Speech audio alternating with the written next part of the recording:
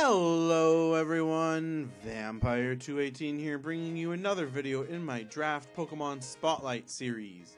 Today, I have chosen to look at Ninjask.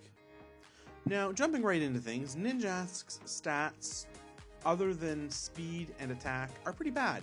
Having a 61 in HP, a 45 in defense, a 50 in special attack, and a 50 in special defense, these are all extremely subpar. So, just based on this, you know that your Ninjask is not going to be a tank or a special hitter. Having a 90 in attack is not the best thing in the world, but it means that it can do damage with its physical moves. So it's an option, but it's not an option that I believe is strong. Now, some people will use this, but I much prefer using its speed to your advantage. So having a 160 in speed means that this thing is the second fastest Pokemon in existence. The only thing that outspeeds it at this point is Speed Deoxys, which is banned in most leagues. So there's that. Now, going into the typings, it is a bug flying type, which means it's immune to ground. It strongly resists fighting in grass. It resists bug. It is weak to electric, fire, flying, and ice, and is very weak to rocks. So overall, its typing is not that good. Combining that with its stats, it's not going to be wanting to take any move, really. Even a Mach Punch can put in quite a bit of damage if it's done from a half-decent mon. So you definitely got to be careful of the moves you're going to be going up against. Its two abilities are Infiltrator and Speed Boost.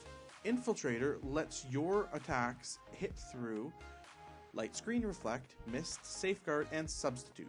Now, this is really good if your opponent's going to be setting up screens or setting up a sub or a safeguard. It essentially lets you bypass those things and just take out your opponent altogether. And that's really good against some teams. So it's worth using in some situations. However, I feel that the more powerful ability is Speed Boost, which at the end of each turn, it raises your speed by 1 stage, and that's really strong because not only are you the fastest Pokemon at that, the second fastest, you can baton pass that to a slower Pokemon and make them get free speed boosts. So going to the moves that are of note, we have Aerial Ace, which is a stab boosted flying move. Doesn't check accuracy, and if you're going to be using your Infiltrator set, you might use that. Agility, always good to boost your speed even further, but because of Speed Boost, you really don't need it. Attract, it's worth mentioning because if you're going for a stall tactic, it's a move that can put in work, but you generally would rather run Swagger if it's not banned in the league you're in.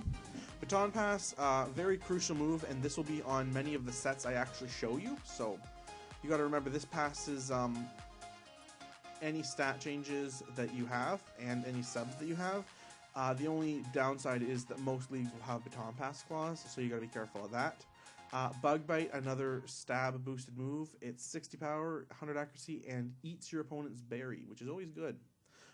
Defog, if you want to get rid of their hazards, it's always good.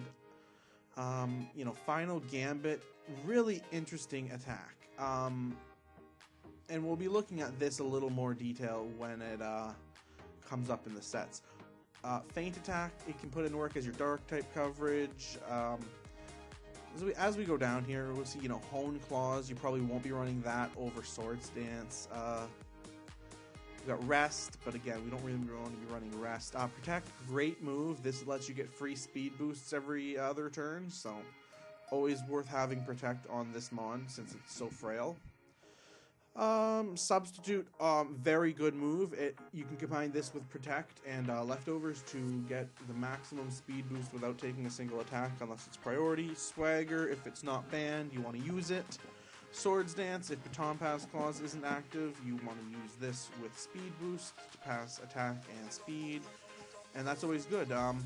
Toxic, great move if you are using that stall tactic and you want to just put a status on your opponent to give them a timer. And X-Scissor and U-Turn are the last two. U-Turn, I think, is better just for that utility you bring. X-Scissor does slightly more damage, but, I mean, U-Turn's utility can't be matched. Now going to the checks and counters, Ninjask takes half from rocks, and that is huge. With its low attack and low defensive stats, you can't be taking rocks more than once or twice and live. So you got to be very careful when you're bringing this in, and you need to pair it with either a spinner or a defogger, because, I mean, this thing just dies to rocks, and that's a huge issue. Now they say physical walls here, but I disagree with that, just because almost all of the sets I'm going to be showing you, physical walls don't stop, because we're not going for all-out attacks. We're going in for the speed boost to baton pass it, or we're going to be doing some other tricks.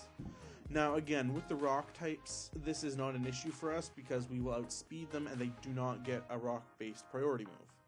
Revenge killers, again, we disagree. The only thing that we have here is priority moves. Choice scarf users, some can outspeed us, but even after a couple speed boosts, because we have protect, because we have sub, we'll be getting our speed boosts, and then most scarf users will not be able to outspeed us because and you'll see the sets I show you. So either way, I'm going to jump right into the sets now. So I have 6 sets here. All of them are slightly different and do very similar things, but do it slightly differently. So the first one I have here is the most common Ninjask set you'll see in a league where Baton Pass Clause is banned. So the set is essentially you maximize your speed, you maximize your health, and then you run Baton Pass, Substitute, Protect, and Toxic with a timid nature. This timid nature could also be a jolly nature. It really doesn't make a difference because you're not hitting a physical move. The only thing, foul play doesn't hit you as hard, so either way, Baton Pass and Speed Boosts, this combines to let you pass a free speed adjustment. So 1, 2, 3, 4 speed boosts, and you're going to be outspeeding probably everything, even Scarfed. Substitute, this combines with Protect and Leftovers to give you quite a few extra speed boosts without taking damage. So you usually want to be subbing turn 1, then you get your Leftovers, and then you Protect, and then you get your Leftovers, and now you should be much higher up on your sub, and you'll be able to do more subs because of this set. And the last move here is Toxic, and this is just to put your opponent on a timer. Now, the inherent weakness in this set is that A, you are extremely susceptible to taunt. B, Toxic doesn't hit poison types or steel types, so this becomes a completely useless move if they're bringing a poison or steel type. And C, you are very susceptible to setup at this point. When you bring this set, you need to be very wary that the mon you're going against is not going to be just stacking Calm Minds or Dragon Dances or something that when you do that Baton Pass, the mon you bring in will not just instantly die because they have been stacking their attack or their special attack or their speed in conjunction with you. Now going into set 2, it's almost identical to the previous set, except that instead of Toxic, we're running Sword Stance. And this is for when Baton Pass Clause is not active in your league. This set, I feel, is much stronger than the Toxic one, because while Toxic does put your opponent on a timer, Swords, again, like I said, Steel and Poison types will not be affected by it, but Swords Dance allows us to switch into a physical hitter and do massive damage. And they'll be doing it extremely fast as well. So even if you're going into a priority move user, moving this into something like maybe Mega Scissor or anything that's going to be using a priority-based move, because of Swords Dance, that's going to do massive damage if it's a physical move. Now, it's the same issue that we have before. We're only going to be able to Swords Dance if our sub is intact. And, I mean, that is an issue if they're going to be... It's only going to be happening very seldom. And even when it happens, I mean, they're usually setting up, so... It just basically lets us counter the setting up they're doing slightly, but not even entirely. So, the next Ninjask set I will be bringing is a Final Gambit set. And the Final Gambit set, I've always been very wary of this move because of how easy it is to miss. So this set is based on looking at your opponent, and you're saying, I need to kill that specific Pokemon, and I need to I can sacrifice this Pokemon as long as that Pokemon dies. Now, this works really well if you're going up against something like a Mega Lopunny, because with 325, you actually will have more health as long as they don't put any investment in health. And generally what you'll be seeing with a Mega Lopunny is speed and attack.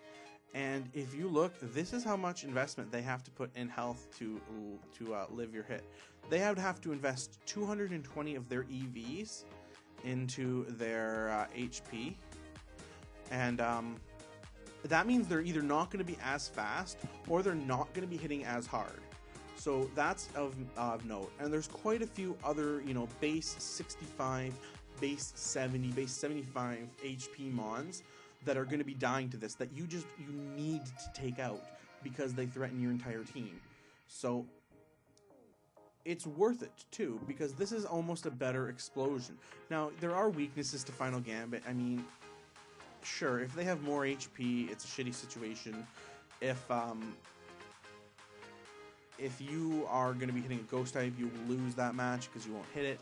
But either way, it's a good move, and it's really for those situations when you need to take out their striker.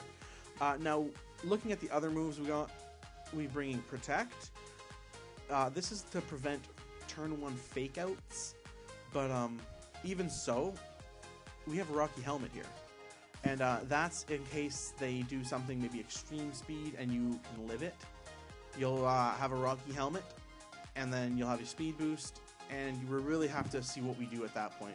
But either way, Rocky Helmet's there to ensure that if they do a move that lowers your health, they're also taking a chunk of damage, so that Final Gambit can work. Baton Pass, as usual, if we don't need to use Final Gambit, we can just Protect and Baton Pass or U-turn. And this is just so that if they don't bring the mon that we're expecting, we still have a usable Pokemon and we don't just have to sack it. And U-turn, again, it's a damaging move, it's a stab boosted, and it lets us scout, right? It's a very speedy it's a very speedy U-turn, so we lead with Ninjask, they don't know, and we want to know what they're going to do, we use U-turn. So the next one I have is another speed boost set, and this is really just utility. Baton Pass, as usual, with speed boost, we want to be passing that. Protect to ensure we get some speed boosts. And the other two moves are Roost and Defog. Now, we have Defog here to get rid of many of the hazards that we're going to be afraid of other than rocks. And it will get rid of rocks, but we don't want to be going in on rocks. So this will get rid of spikes, toxic spikes, and sticky web.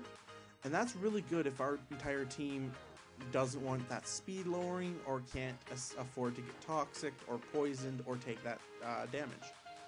And then Roost is there to ensure that we just can get our health back, because this is a very volatile set, so we've got to be very careful how we use it. And it's going to be 252 again, the exact same sets, except we're not going to be lowering our attack on this one, other than through Timid, but we've actually be going Jolly on this.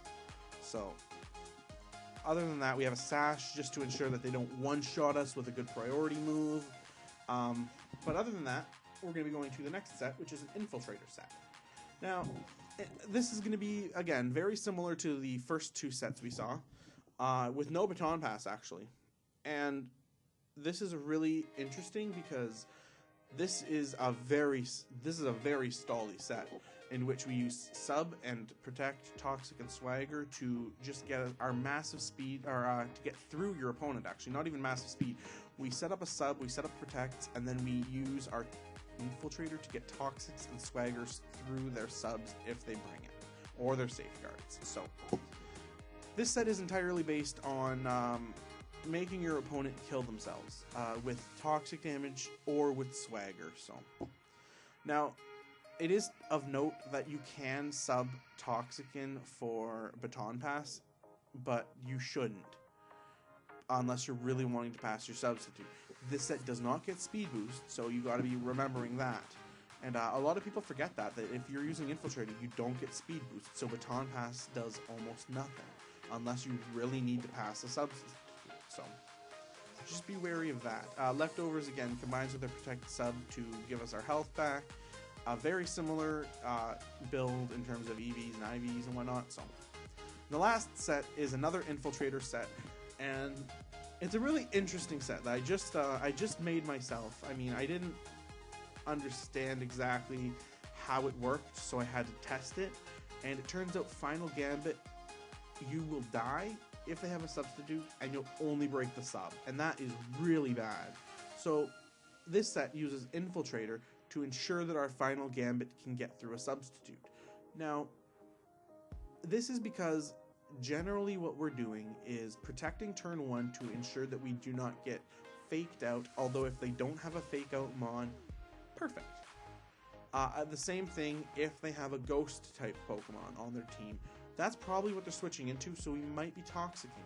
Now, if that's a poison ghost type, we're probably going to be U-turning. So we have options here, and then we have Final Gambit saving for that one striker we need to take out. An Infiltrator will let us get our Toxic, our U-turn, and our Final Gambit through that sub if they bring it. Now, Red Card is a very interesting item because what Red Card's going to let us do is if they bring a priority move and we're able to live it, they will switch into a random Pokemon, and then we can Final Gambit. Now, this is good on some teams because if they don't have a ghost type and they're bringing out whatever they're wanting to whatever chip damage mon they have that they want to just sacrifice to Ninjask, or they think, oh, this has higher health, and after the priority move it'll live. You know, it activates Red Card, and then a random mon will come out, and that random Pokemon could be the striker that they want to save. So it lets us have a little bit of extra trick up our sleeves if they're going to be using that priority move. But since this doesn't have the substall tactic as most of our other sets, we didn't need leftovers. So these are the 6 sets that I would recommend using. There are many other versions of this that you could use. You could use it as a physical attacker, but these are what I feel comfortable with running. So anyway, I have been Vampire218, bringing you my draft Pokemon Spotlight on the Pokemon Ninjask. If you enjoyed the video and you want to see more Draft League content, please leave a like, share, favorite, comment, and subscribe. Bye!